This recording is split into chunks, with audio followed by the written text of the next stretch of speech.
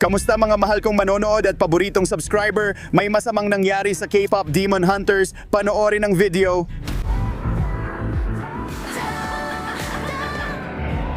Totoong Huntrix na eroplano ito na lumilipad kahit saan. Panoorin ninyo kung ano ang mangyayari.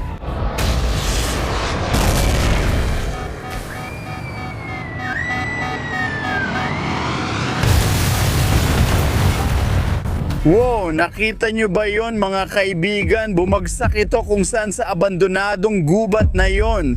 Kaya daan-daang K-pop ng mga ngaso ng demonyo ang nasa panganib o baka patay na sila. Ayusin natin ang investigasyon. Alex at RT, hanapin agad ang bumagsak na eroplano ng K-pop na mga ngaso ng demonyo.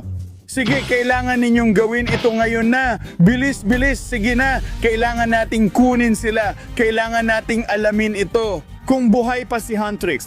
Hintayin mo ako. Oo, bilisan mo. Baka kailangan nila ng tulong. Nakita mo ba na parang peke? Hindi ako makapaniwala na totoo ito. Hindi ito peke, totoo ang lugar. Tinamaan ng mga misil ang eroplano. Hindi pwede yan. Wala namang eroplano si Huntrix.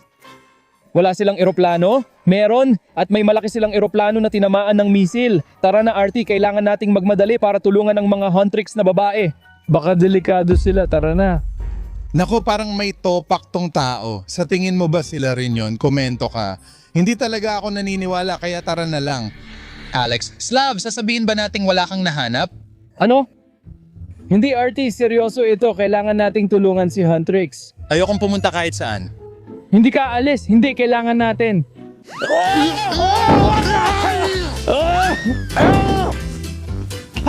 Ay RT, ang tanga mo talaga. Tanga ba ako? Peke lang lahat to. Gusto mo lang hanapin ang peking eroplano kasama si Huntrix? Tumayo ka na, kailangan nating magmadali. Nanganganib sila, tara na, tanga kang RT. Hindi magugustuhan ni Slav to. Kung hindi mo sila mahanap. Alex, tigilan na natin ang walang kwentang paghahanap. Peke lang lahat to, wala naman tayong mahahanap.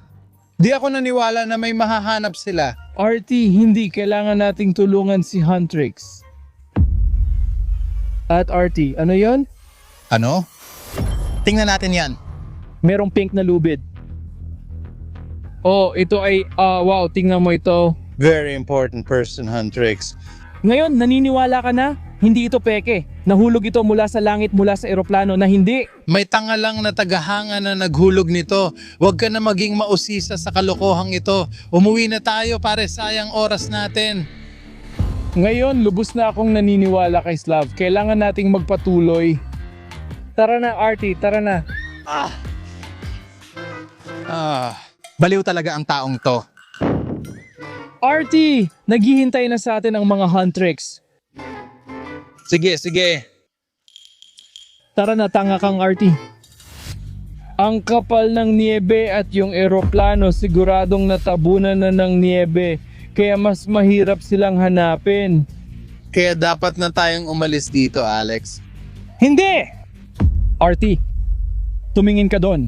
Anong meron doon? Mukhang bahagi yun ng eroplano. Mukhang basura lang yun. Tara, tingnan natin yon. Tingnan mo anong nakasulat dito. Hangin.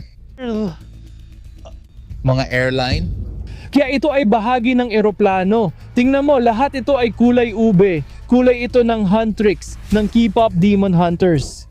Siguro nga, pero hindi ako sigurado. Sa tingin ko ganun din. I-comment nyo ang opinion nyo sa baba. Pakicheck naman. Ano yon? What? Mabigat, di ba? Oo, mabigat nga. Halika, sabay natin gawin. Tumingin ka rito. Mga ngaso ng demonyo. Oh, nagsisimula na akong maniwala. Ang The Huntrix ay patay na? Pero paano kung hindi? Paano kung nagawa nilang mabuhay? Paano kung buhay pa sila at kailangan nila ng tulong natin? Hindi ko akalaing posible pang mabuhay sa pagbagsak ng eroplano pero sige, magpatuloy sa paghahanap. Mga babae, pakiusap, maghintay kayo sa amin, papunta na kami. RT, hintayin mo ako.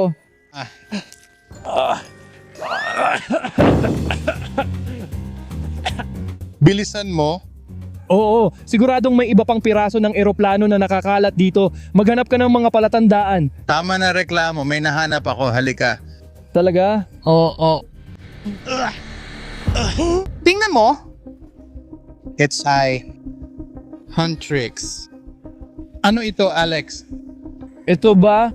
Diyos ko, natutupad na ang pangarap ko. RT, hindi mo ba alam kung ano ito? Hindi, ano ba ito? Ito ay 100% tunay, ang pinakasikat at tanyag na Huntrix fan stick. Pwede mo itong iwagayway sa mga konsyerto. Oo, ganito rin ang iwiniwagayway nila bago bumagsak ang eroplano, humihingi ng tulong. Tama na at ibibigay mo na sa akin, baka naghihintay sila ng tulong kaya kailangan natin silang hanapin ngayon. Hindi pwede pare, huli na. Hindi pa huli, Huntrix parating na kami. Uy, Alex, Oo. kita mo ba yung natumbang puno? Oh, At isa pa, aha. ngayon nakikita ko na ang larawan doon. Doon bumagsak ang eroplano. Tama ka, siguro yun ang lugar ng pagbagsak ng eroplano ng Huntrix. Huwag ka nang umiyak, baka makatulong pa tayo. Oo, tama ka, tama ka. Tara na, sundan natin ang puno pataas at tingnan natin kung anong meron doon. Ay, magandang ideya, magandang ideya. Sumunod kayo sa amin. Cameraman, tara na mga pare, tara na. Wow, ang astig ng mga galaw mo, RT. Kita ko ng malinaw ang ilang lilang piraso. Sabi mo, lila? Oo. Kung ito ay lila, dapat konektado ito sa K-pop Demon Hunters. Alamin natin, Alex, tara na. Wow, Wow! Pero pakpak ba ito? Huntrix, tingnan mo yung mga mancha, puro kalawang at may mga bakas ng sunog.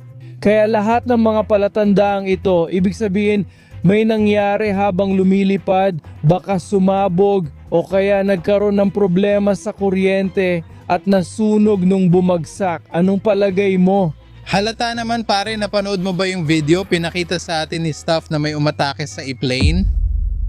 Sino ang gumawa nun? Mga lalaki ni Saja? Ano itong mga tanga na lalaki? Hindi, tanungin natin ang mga tropa, isulat nyo sa mga komento kung ano ang nangyari kay Huntrix sa eroplano. Alex, tingnan mo, may butas sa niebe. Dapat nating alamin ang nandoon. Ang nakita ko lang ay butas mo. Nahanap ko na. Tingnan nyo mga pare, sabi ko na nga ba may kinalaman ng Saja Boys sa pagbagsak ng eroplano. Ito ay isang Saja Boys na light stick katulad ng sa inyo. Pero ang Saja Boys, Sadya boys, ibig sabihin tama ka. Inatake nila ang eroplano ni Huntrix. Sobrang galit ako sa kanila. Pinakamasama talaga ang Sadya boys. Alex, wala nang saysay kung galit ka man sa kanila o hindi. Bumagsak ang eroplano ni Huntrix at wala na sila. Hindi pa, wala pa tayong nakikitang ebidensya na patay na talaga sina Huntrix. Baka buhay pa sila at kailangan nila ng tulong natin. Kaya RT, bitawan mo na. Tapos na ako sa taong to. Sinasayang lang nito ang oras natin. Bitawan mo, sabi ko. Wala na tayong ibang option. Dito tayo dumaan. Oo, gumalaw ka. Lumipat ka dito. Katawan. Nakatama ba yun sa puwet ko? Hindi, umalis ka. Tama na, hanapin na natin si Huntrix. RT, tingnan mo mga upuan nito, upuan ng eroplano. Mukhang hinugot ito mula sa eroplano. Oo, astig yan Alex. Sigurado ka bang galing yan sa eroplano ni Huntrix? Sa tingin mo ba marami nang bumagsak na eroplano dito sa gubat? At saka nga pala, tingnan mo ano to. Tingnan natin, ano yan? Oh, tingnan mo RT, ito ang upuan ni Zoe. Kaya sa ganung paraan, ito ang upuan ni Mira. Mga pare, alam nyo ba na may gusto si Slav kay Mira? Talaga? Oh, sabi niya siya daw ang pinakagusto niya. Sige, pero masama yon. Masama talaga, pero wala na siya. Oo. Hindi, at si Rumi talaga ang pinaka-paborito ko. Siya ang paborito ko. Sobrang crush ko siya. Wala na rin siya. Hindi pa sigurado, baka buhay pa siya. Mga tol, isulat nyo sa comments, sino paborito nyong babae sa Huntrix? At ang huli si Rumi, kaya maaari nating isipin na ang mga babae mula sa Huntrix ay nakaupo sa bumagsak na eroplano na iyon. Nakaupo sila dito. Siguro may amoy pa rin ng mga buto nila hanggang ngayon. Alex, pwede niyang amuyin ang gusto niya dahil aalis na ako. Ano? Kasi tapos na ang investigasyon natin. Tinamaan ng misil ang eroplano? And we still haven't found the girls! Paalam. Hindi. Saan ka pupunta? Ano yon? May nararamdaman akong kung ano sa ilalim ng yelo. Hindi mga pare, tingnan nyo kung gaano ito kalaki at kataas. Ito ang sandata ni Huntrix pero hindi ko maalala kung kanino ito, kay Zoe ba o kay Rumi mga pare. Ilagay sa komento kung kanino ang sandatang ito. Sige na nga, tignan nyo kung gaano kaastig ang sandatang ito. Sobrang talas at nakamamatay. Oh RT, tignan mo, nahanap ko na ang sandata. Nahanap niya ang sandata. Oh, kasi nahanap ko rin ang sandata. Nahanap mo rin. Oh, parang espada Mga pare, alam nyo ba kung kanino to? Kasi hindi ako nagsusulat sa mga komento. Sige Alex, papunta na ako sa'yo. Para sa kaluluwa mo. Oh. Alex, anong klaseng ebidensya ang kailangan mo? Kami? Nahanap namin ang mga armas mula kay Huntrix. Bumagsak na eroplano. Oh, Tama ka, pero sige na, kailangan nating hanapin ang pinakamahalagang palatandaan, ang flight recorder mula sa bumagsak na eroplano. Kung hindi, di tayo paniniwalaan ni Slav. Lagi rin niyang hinahanap ang black box, yung flight recorder. sa totoo lang may sense naman. Hanapin natin ang flight recorder matapos bumagsak ang eroplano. Hanapin natin ito. Oo. Rumi, papunta na ako sa'yo. Oh guys, tingnan nyo, may damit si Alex. Tingnan nyo, parang Huntrix na damit talaga yan. Oh, John Purple. Oh, kulay ube. Ito ang panggabing damit ni Rumi. Grabe, ang ganda. Ang astig talaga. Pero Alex, hindi pa rin sapat ang mga ebidensya. Sa totoo lang, tingnan mo yung butas, may nakikita akong laman sa loob. Oh Alex, tingnan mo, parang may metal. Mag-ingat ka. Tulungan mo ako.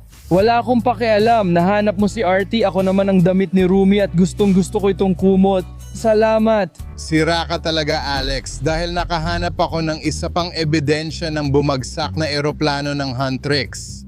Tingnan mo, At ano yan? hindi ko pa rin alam, baka alam nyo. Ilipat natin to mula sa niebe. Ito ay metal kulay ube, kaya siguradong bahagi ito ng nadurog na eroplano. Pero alin kaya? Tingnan mo. Malinaw na para ito sa hangin, siguro may kinalaman sa gasolina. Anong sinasabi mo? Hindi ko talaga alam pero siguradong sasabihin ni Slav na bahagi ito ng makina. Tama ka, mukha ng makina ito, kaya parang si Huntrix ay may private jet, hindi malaking eroplano. Kaya maliit lang ang makina. Oo, tama ka, may punto ka. At ibig sabihin din yan na nasa tamang direksyon tayo para mahanap ang flight recorder. O sige, magpatuloy tayo sa paghahanap at hanapin natin ito. Oo, Halika Alex, tingnan mo ulit ang ilan sa mga lilang piraso. oo. Ano ito? Mukhang bahagi ito ng makina, bahagi dalawa. Oo nga, oo. An isa pa. Isa pa. Oo, K-pop, may mga kable ito kahit saan. Mukhang kakaiba itong metal na bagay na to. Hindi pa ako nakakakita ng ganito dati. Pero nakita ko na to kasama si Slav. Oo, sa mga pakikipagsapalaran namin, nakakita kami ng katulad nito. Ito ang digital flight recorder. Ah, talaga. Sa pamamagitan ng mga wire, maaari natin itong ikonekta sa ating mga kagamitan at sa wakas ay maintindihan kung ano talaga ang nangyari dito. Ah, ayos yan. Maaari natin itong ibalik kay Slav at pagkatapos ay tingnan kung ano ang laman nito. Sige, magandang ideya. Tara na. Hoy, Slav, gumising ka. Nahanap na namin. Anong nangyayari? Tingnan mo ang nahanap ko, damit ito ni Rumi. At ito naman ay isang itim na kahon. Oh, digital flight recorder at ang damit. Oh, Ang evening dress ay may amoy lang. Amoy pawis ito. hindi mo naiintindihan. Anong problema mo? Gusto mo yung amoy? Ay, ang baho pala talaga, parang utot o kung ano man. Diyos ko.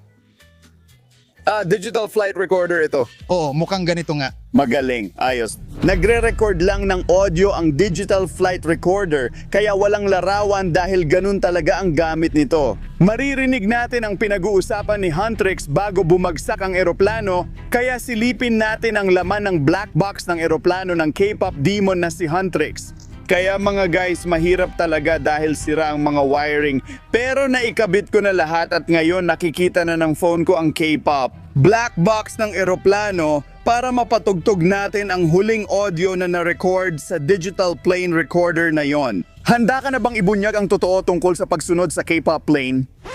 Baliw talaga ako laging handa para sa'yo. Alam ko na ang katotohanan, walang nakaligtas.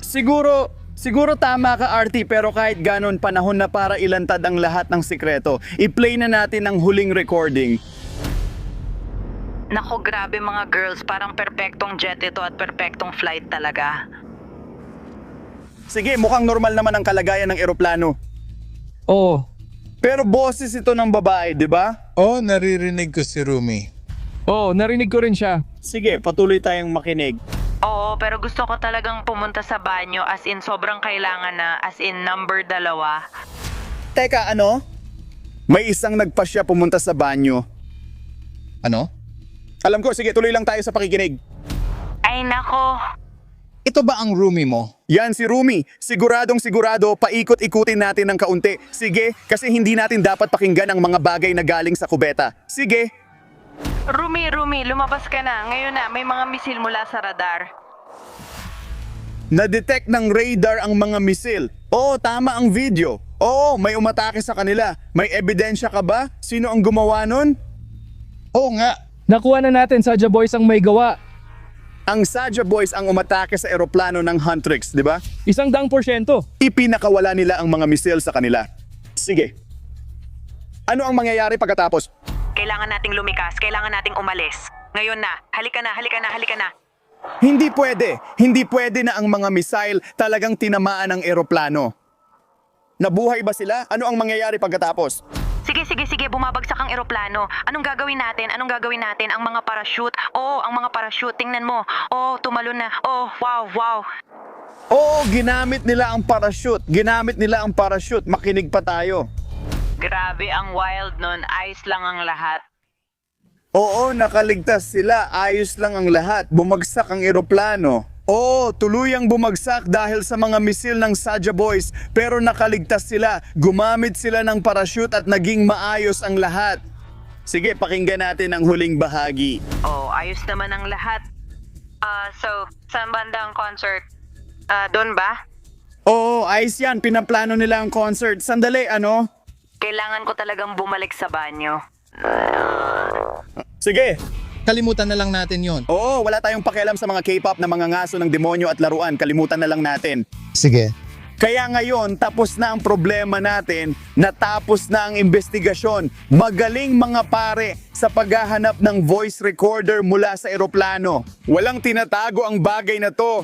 Kaya ngayon, alam na natin na ligtas ang Huntrix at alam na natin na ang mga Saja Boys ang tunay na panganib. Magaling mga pare.